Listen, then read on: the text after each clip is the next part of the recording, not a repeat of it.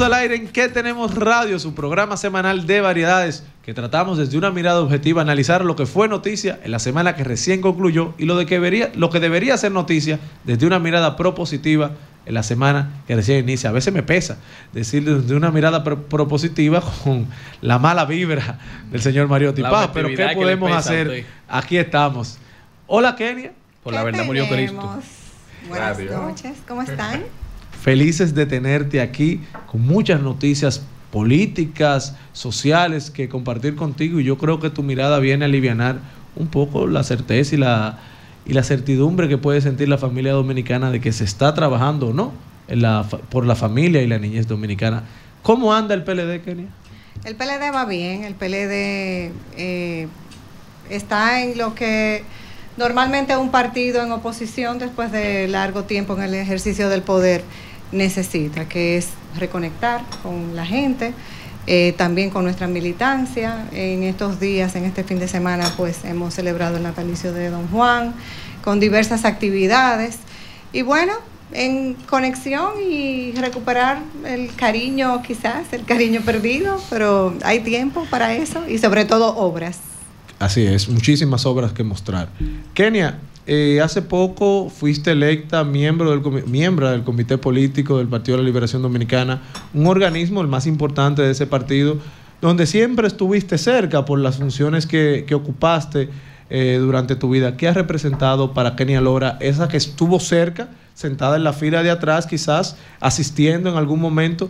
¿Qué ha representado para ti ahora sentarte en la mesa del debate, en la mesa de las decisiones? Una enorme responsabilidad, un enorme compromiso, algo que me otorgaron mis compañeros y compañeras al elegirme. Espero no defraudarlos. Y como bien dices, en este momento uno se sienta, observa, escucha, aporta con mesura, con prudencia, y muchas veces uno tiene una mirada desde fuera de que si yo haría tal cosa, pero también los tiempos y las circunstancias van dictando lo que tú debes hacer. Lo que yo no pierdo es el norte de por qué estoy ahí y para qué, sobre todo, que es para contribuir con el fortalecimiento de mi organización y sobre todo comprometidísima con las oportunidades de visibilidad de los jóvenes, de las y los jóvenes de mi partido, que yo creo que eso es algo que a mí me mueve y me motiva. Así es, Kenia, tú has sido una aliada de tu generación. Así es. Quizá la más aventajada, porque has estado en muchas posiciones donde se toman decisiones a lo largo de todo tu trayecto en el Partido de la Liberación Dominicana. ¿Cómo fue ese proceso interno? Porque a veces se dice que las mujeres, que si cuota, que si no apoyan, pero hemos visto que Kenia Lora es un armador en todo el sentido de la palabra política, que trabaja minuciosamente. ¿Cómo fue tu proceso hasta llegar al comité político? ¿Llegaste la primera vez? ¿Fue un proceso? Háblanos un poquito de eso, porque esto es un logro. Sí, claro que sí. Yo me caracterizo por tomarme el tiempo, o sea, fui al Comité Central en el momento indicado, quizás como en algún momento pensaron que ya yo era miembro del Comité Central. Así por el tiempo que me ven gravitando dentro del PLD, pero... Y a los niveles que gravitaste. Yo tenía que aprender sobre todo, ¿no? Y entonces me tomé el tiempo para el Comité Central y luego para llegar al Comité Político. Pues no es fácil, porque cuando uno se está abriendo camino en estas actividades, ustedes lo saben, no es nada fácil cuando te decides a lograrlo por trabajo, por talento, por dedicación y por esfuerzo, pero yo estoy muy orgullosa de mis compañeros y compañeras dentro del PLD. Yo puedo decir que el comité político, comenzando por ahí, está lleno de hombres y mujeres, bastante equilibrado, diría, porque hay mucha experiencia, pero también al mismo tiempo está llegando mucha juventud que le espera un largo camino. A mí me da un poquito de risa con ustedes porque siento que como nos juntamos tanto y estamos tanto tiempo juntos, a lo mejor pensarán que yo estoy cerca de la edad de ustedes, pero realmente no, ya tengo unos añitos bastante largos, diferentes de ustedes, pero me permite escucharlos y sobre todo no perder esa conexión que las generaciones muchas veces va pasando, que uno se queda mucho como en su círculo, en su momento y deja de escuchar esa juventud disruptiva y que es la que te sacude y te dice dónde debes ir. Kenia, La República Dominicana ha venido haciendo esfuerzos para incrementar la participación política de la mujer, tanto desde el punto de vista de a lo interno de los partidos políticos, de las candidaturas o incluso en órganos de toma de decisiones a nivel de la administración pública u órganos constitucionales del Estado. ¿Cómo ves tú la República Dominicana desde ese punto de vista? ¿Hay retos, hay desafíos? ¿Está preparada la República Dominicana para una presidenta, por ejemplo? ¿El electorado dominicano pudiera asumir una propuesta de esa naturaleza? Si vamos a mi partido está lleno de mujeres capaces. Difícil bateársela, Sí, pichársela. en mi partido yo te puedo decir que me faltan dedos de las manos para enumerarte las mujeres que nosotros tenemos. Que están listas y dispuestas para cualquier posición que tú le pongas, cualquiera, desde el comité central hasta el comité político. No quisiera mencionar nombres porque se me pudiera quedar alguna, pero yo te puedo mencionar a doña Margarita, por ejemplo, Margarita Cedeño, claro, pero también está Zoraima, está Karen.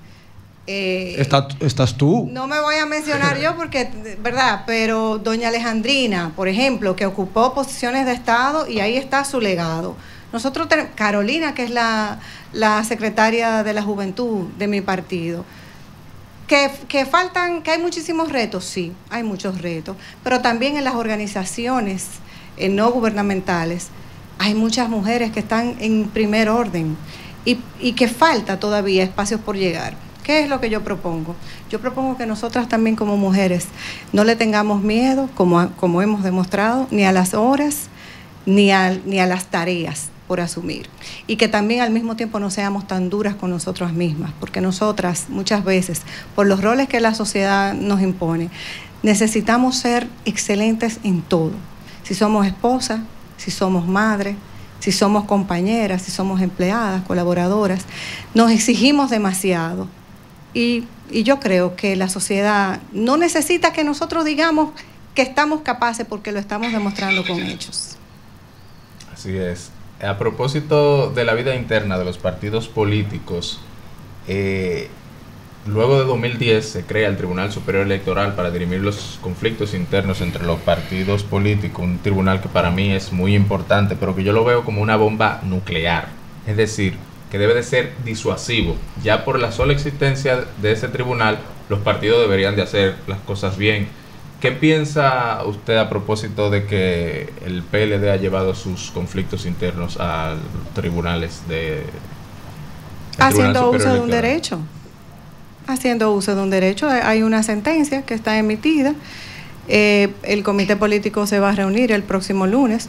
Supongo que se tocará ese tema, pero nosotros nunca como partido, o sea, nosotros siempre nos hemos caracterizado por no vivir de espalda a lo que ha producido alguna corte. Pero supongo que en la reunión del comité político se fijará posición al respecto. ¿Está dividido el PLD? No. En el PLD hay oportunidad de opiniones, de diversas opiniones. Es cuestión de analizarlas y de ponerlas sobre la mesa sobre la base del respeto, que es lo que a nosotros nos ha caracterizado como organización. Que a veces la efervescencia sube, pues es natural entre los seres humanos, pero tú nunca vas a ver, y eso aspiro, ¿no? Porque nací y crecí dentro de una familia peledeísta. Y eso es lo que me ha motivado a mí a seguir en política la vida entera. Y aspiro a que continúe así. Ahora, porque yo piense diferente no me hace... Yo no soy traidora. Yo pudiera pensar distinto a ti, como claro. Por ejemplo estamos, y eso no quita que tú y yo seamos amigos. Somos hermanos. Así es. Así es. Kenia Lora está con nosotros. Kenia, tú fuiste directora del INAIPI. Sí. Y del CONANI. Háblanos un poquito de esa experiencia y de tus trabajos con la niñez y qué entiendes, en qué estado entiendes que están en estos momentos estas instituciones, si van bien, si pueden mejorar y cuáles son esas oportunidades de mejora.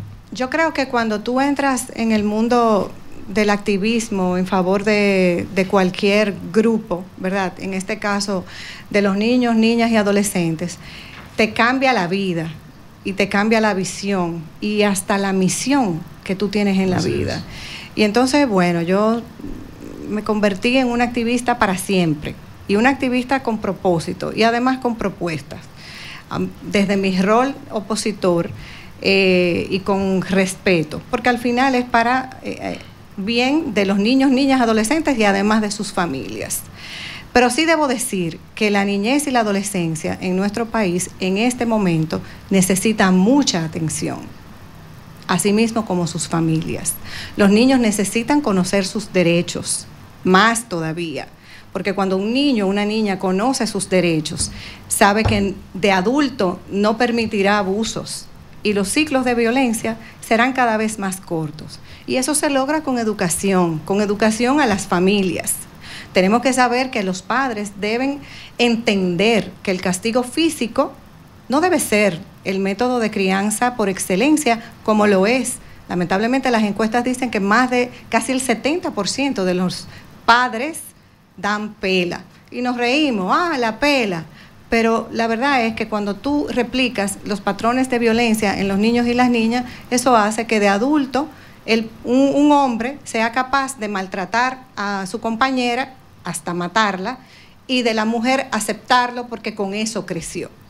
Entonces, en la medida en que el gobierno, el Estado, vaya en auxilio de las familias dominicanas, ayudándolos en la educación y también en esa crianza positiva a las familias, menos violencia vamos a tener. Pero si hablamos de primera infancia, tenemos que saber que cuando un Estado invierte en primera infancia, no es solamente porque le está haciendo un bien a ese niño o niña, sino porque esa inversión va a redituar, o sea, va a dar beneficio a largo plazo al país.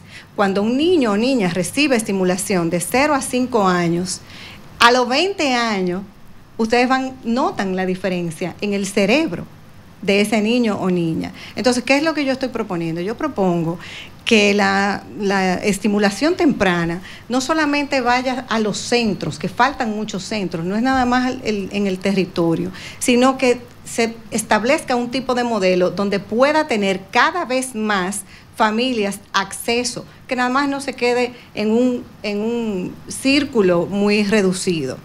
También hablo del CAI. Tenemos que hablar de la falta de oportunidades que tienen las familias con niños con discapacidad. ¿Cuántos CAI este gobierno ha construido en los 5 años que tiene? Perdimos la voz casi para que abrieran el de Santo Domingo Este. O sea, y asimismo muchas familias se ven en el drama permanente de que no tienen cómo ofrecerle terapia a sus niños y a sus niños. Entonces, muchas veces vemos hogares rotos porque el padre no aguanta más, se va de la casa, deja a la madre, a la mujer, con un niño con discapacidad y esa madre no tiene ni siquiera cómo trabajar. Son dramas que las familias dominicanas están viviendo. Entonces, la niñez dominicana no puede esperar más. Tiene que ser parte de la agenda fundamental. Cuando a mí me habla un gobierno de economía, me tiene que hablar de primera infancia, porque por cada dólar que se invierta, 7, 8 dólares recibe de retorno. Entonces ahí estamos hablando de economía. Kenia, el tema del autismo en la República Dominicana parece que ningún gobierno ha decidido abordarlo, incluyendo que siento que no lo ha abordado en su justa dimensión, y ahora más que se ha visualizado más y se conoce mucho más sobre el tema, creo que hemos sido muy vagos para abordar el tema. ¿Qué ha faltado? Si políticamente conviene, que a veces los temas se tratan porque políticamente convienen, el tema del autismo políticamente conviene, es una necesidad social real, que cada vez más familias tienen situaciones con niños con el espectro autista. ¿Qué ha pasado? ¿Por qué no abordar ese tema? ¿Por qué no se ha creado políticas públicas reales y eficientes para abordar ese sector? Bueno, nosotros lo visibilizamos. Realmente el CAIT fue una labor de amor, una labor social por iniciativa de doña Candy.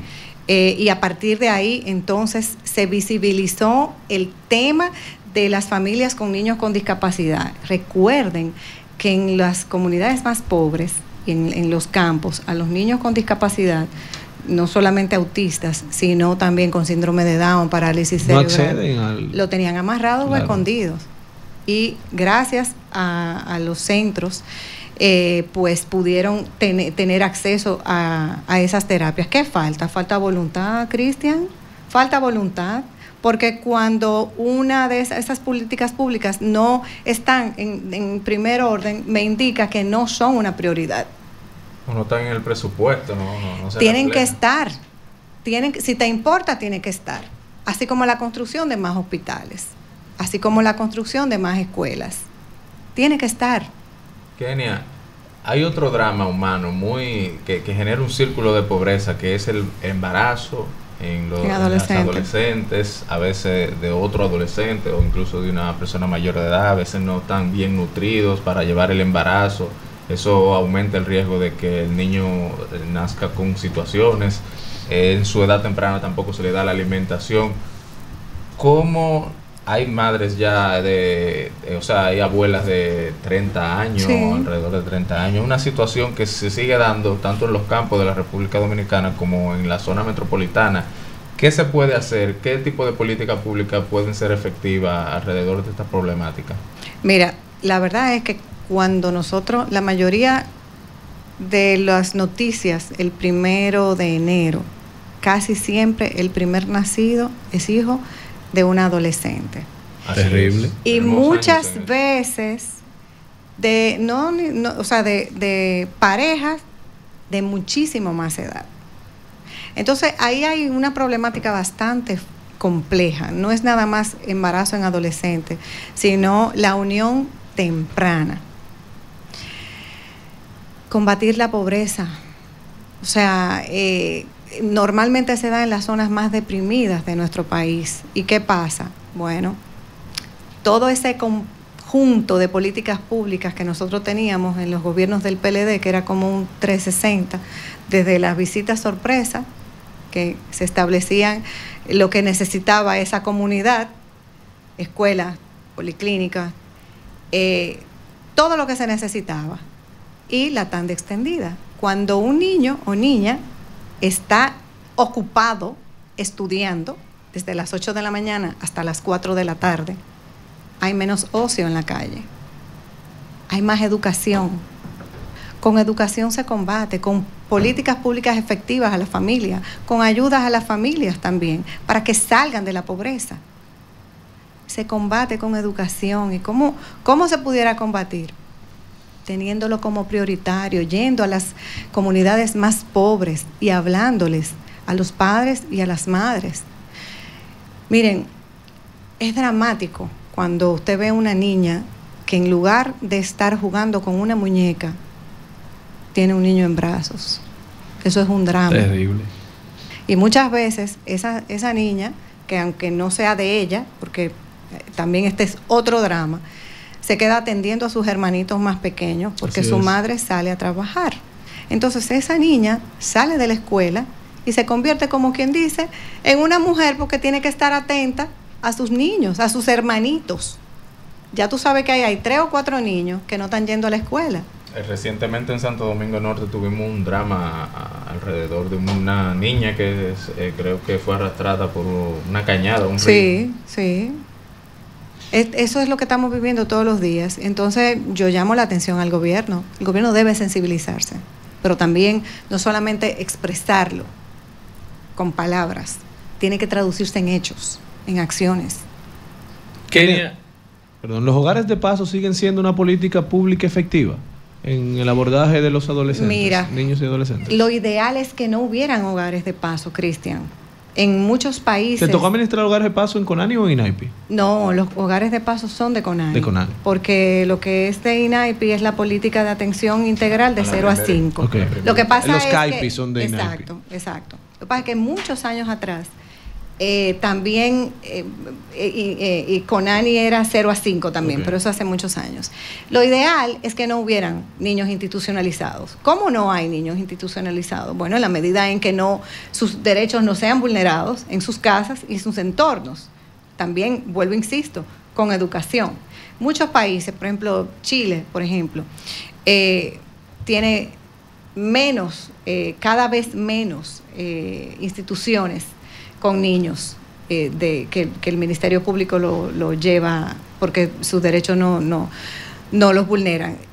Aquí se puede trabajar esa parte, porque por más que uno crea, cuando un niño pasa tiempo institucionalizado, sufre mucho trauma.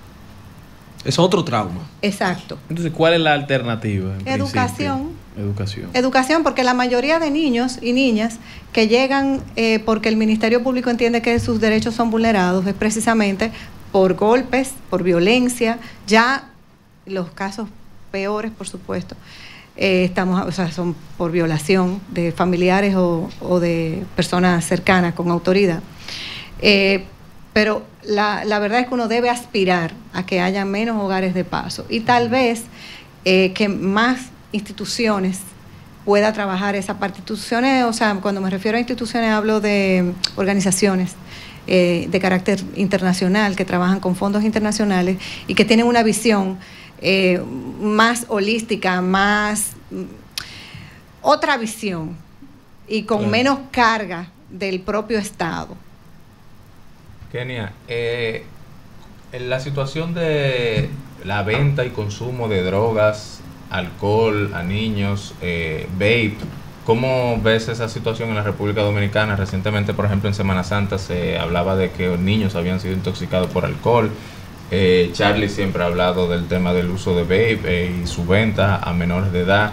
¿Cómo ves esa situación en la República Dominicana y qué se puede hacer? Si tú supieras que al menos cuando nosotros estábamos en Conani, cuando llegaba Semana Santa o llegaba verano, era donde uno siempre estaba pendiente de que más niños y niñas fueran institucionalizados, fueran retirados de sus entornos, porque le estaban vulnerando sus derechos, precisamente por la exposición al consumo de bebidas alcohólicas o de cigarrillo.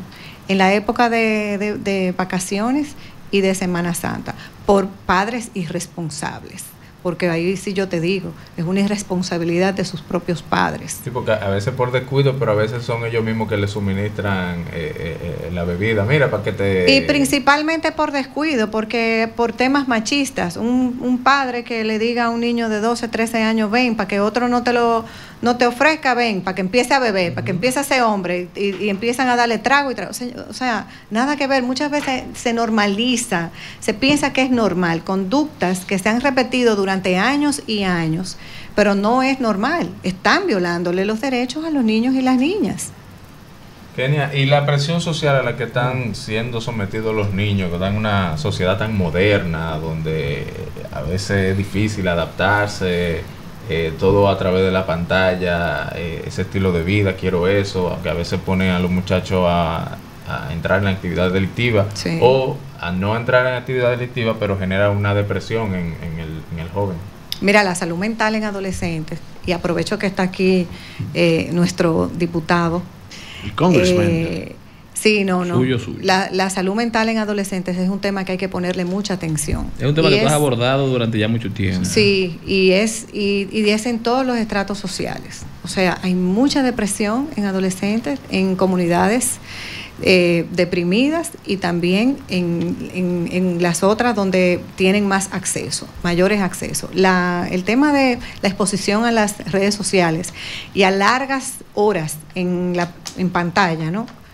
El consumo de redes y en pantalla, eso es terrible.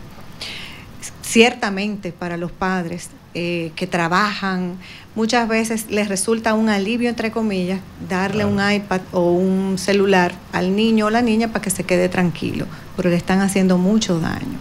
Una vez yo leí un reportaje hace un tiempo ya, que hablaba de que, por ejemplo, en Santiago las estadísticas de niños que se autolesionan o suicidio está muy alto. Y yo he quedado de buscar la razón y no la tengo. Pero sí yo quisiera que nosotros como sociedad y también el propio Estado tratara de ponerle mucha atención al tema de la salud mental. Yo he promovido que de alguna manera el Estado pueda dar por tiempo limitado, porque nosotros sabemos las limitaciones, valga la redundancia, del presupuesto, ¿verdad?, del gobierno, pero que se le pueda dar terapia psicológica gratuita a los adolescentes y también a las familias, porque muchas veces se pueden evitar tragedias solo hablando, desahogándose, escuchando a esa persona y viendo qué es lo que está pasando. Los adolescentes están pasando por una presión muy fuerte, presión social porque quizás quisieran encajar, ¿verdad? En grupos, en cosas, acceso al celular, acceso a tenis, acceso a ropa, a lo que sea, a grupos, y tienen esa presión, pero también tienen presión escolar para poder cumplir con sus objetivos. Entonces, cada vez nosotros como padres, yo soy madre de un adolescente, y uno tiene que buscar maneras y herramientas de tener conversaciones efectivas con esos adolescentes, porque tú no sabes en qué momento tú detonas una situación lamentable y trágica. Y eso es una intervención de la sociedad, del Estado, en sentido general. La ley 136-03 es muy clara, habla del compromiso que tenemos todos, Estado, sociedad. Es una responsabilidad que tenemos con nuestros niños, niñas y adolescentes. Y así yo le hago un llamado también a los congresistas de todos los partidos, a que traten de unirse como cruzada y que vean ese problema como algo que está latente. Kenia, un tema que tenemos que conversar contigo y no podemos dejarte ir es sobre un proyecto que está cursando en el Congreso Nacional, que es el proyecto de ley de alimentación y nutrición escolar. Este proyecto trae algunas novedades. Este proyecto cuenta con apoyo de la FAO, cuenta con apoyo de otras instituciones internacionales, pero en el país ha creado un poquito de ruido porque implica transferir de las cocinas autorizadas que utiliza el INAVIE hoy, la preparación del almuerzo escolar, a las instalaciones de los diversos centros educativos. Hay algunos que pueden, hay algunos que no. Sin embargo, ha habido toda una conversación en torno al tema. ¿Cuál es tu opinión al respecto? Yo creo que se debe tener una conversación general y traerlo sobre la mesa, siempre pensando en el interés superior del niño y de la niña. No creo en que las cosas se hagan sin el concierto de todos, porque siempre hay gente que sale lesionada y lastimada, pero que sean los menos, pero siempre para beneficio de los niños y las niñas. Claro. Yo propongo que sea así, que se sienten en la mesa y que traten de conversar todo el mundo. ¿Qué es lo más importante? Que nosotros veamos la carga alimenticia de esos alimentos, que veamos también la cifra de obesidad que hay con los adolescentes, que está creciendo mucho, el tema de la diabetes también. Entonces, esos alimentos que se van a preparar fuera, ¿cuál es el nivel nutricional? ¿Va a cumplir con las exigencias? Entonces, si los organismos internacionales que tienen muchísima experiencia en ese tema pudieran como ser esos veedores, esos supervisores de que se pueda llevar a cabo, sería fabuloso. ¿Por qué? Porque ya se tomó en cuenta de parte de nosotros como gobierno, ¿verdad? En los gobiernos del PLD, la necesidad de suplir esa merienda. Así es. Ya visto el problema, se atacó el problema, ¿verdad? Porque cuando nosotros le dábamos esa merienda a esos niños y niñas, le estaba resolviendo un problema a la familia. Claro. Porque muchos de esos niños no tenían con qué comer en la casa. Y eso se convertía ya en una alimentación sana. Es más, mira, hay testimonio de que muchas veces lo mandaban a la escuela para que comieran. Sí. Esa es la excusa, que vayan, porque reciben el pan de la educación y además el alimento. Entonces, resuelto ese problema, ¿verdad?, de que es necesario. Que a la par también se creó una industria promovida y digamos, inventada en pymes, básicamente, que para tiene que ser parte de la conversación. Correcto. Entonces, ¿qué es lo que se propone ahora? Bueno, primero, ver el nivel de nutrición que va a tener cada uno de esos alimentos y tratar de que todos se sientan identificados. Todos. Buscarle la vuelta, como decimos los dominicanos, porque siempre tienen que haber opciones.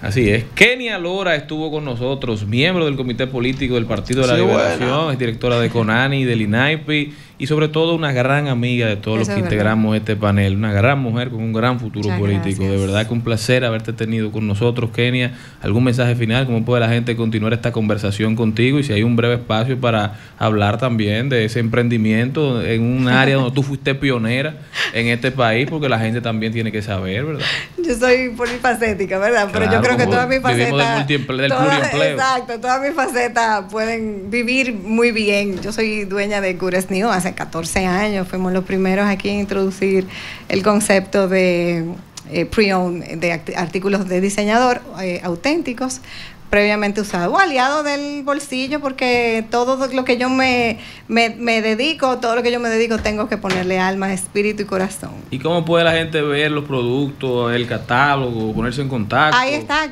para vender y para comprar. Exacto, Good as New DR o Kenia Lora Abreu, yo estoy ahí también, a la orden, y yo los felicito a ustedes, verlos a ustedes, primero me hace feliz, porque los estimo muchísimo y sé que tienen mucho futuro. Y espero de verdad que les vaya muy bien. Verlos siempre me hace muy feliz. Que te queremos. Y yo a ustedes. Sol